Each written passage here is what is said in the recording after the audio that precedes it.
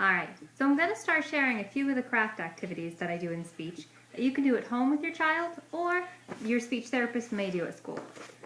So one of the things we did this week was we made a farmhouse.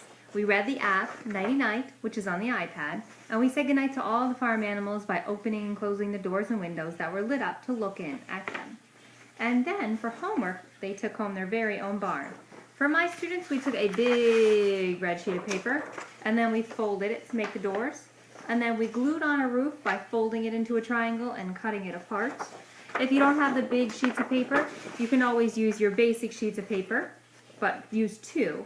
Place one on top of the other, add a fold, and glue along one side to then make your own doors. These ones do not have a roof. You'd have to cut out your own roof to go on top. And the fun part of this is not just a craft activity. It is also a homework assignment then as well. So the fun part during speech is we're practicing our speech while we're making the doors, decorating. What are we drawing on the doors? This is my plain one, so it's not that exciting. My students drew lots of fun things on theirs, from Santa coming to the door, to kids climbing up the door, to all different things. But for homework, what are we going to put in those doors? On the back of mine, I have a glued pocket. On some of my students, they may have a glued sandwich bag based on how many pictures they had. And on the inside door, I would write the directions to the game. Our game includes a bunch of picture cards. If you do not have the picture cards at home that you're able to cut and color, for my week we used articulation cards for my Artic kids, or sound cards for them, and then we also used animal vocabulary for my kids who are working on language. And what we would do is color and cut these out. So we would practice as we colored. I color too because that makes it more fun. So I might color half and they color half. Or we take turns picking what we're going to color.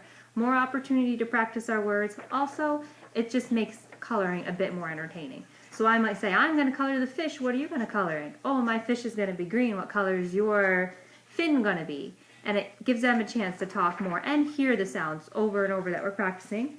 Well, my language kids, it's sort of the same exact thing. We color in, and while they're coloring one animal, I'm coloring another. I'm going to color the elephant. What are you going to color? Oh, you're coloring the giraffe. The giraffe has a long neck. My elephant has a long nose.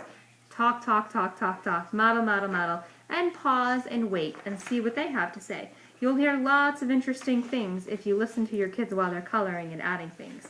Unique color combinations, unique part names. It all works out well. But then the homework activity is that you cut these out, and then you can play a game inside the door. For my older students, what I did was put 3 or 4 of the pictures on the table, and we would name them all. And then I'd say, close your eyes. Take one away, hide it in the house.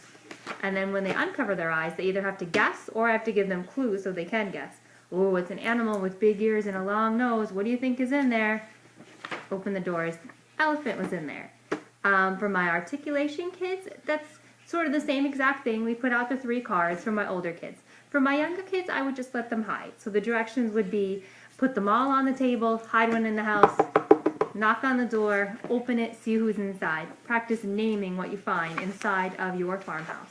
Just a quick and easy activity that you guys can do at home for speech or anywhere else. If you don't have these fun picture cards, you can ask whoever's working with your child to print something like this off the internet, or you can use the ever so classic, I don't know if I have them on me here, flesh cards. Because it really doesn't matter how good the drawing is. You don't have to be an artist. Draw on there, the kid can draw on there, you can add words underneath it for labeling what it is, and use it. So, kind of easy for anybody to do. Craft ideas, this is the first video of those. I'll try to share 1 or 2 a month based on what I'm doing for the week, depending on how busy I am. So, more to come. Thanks.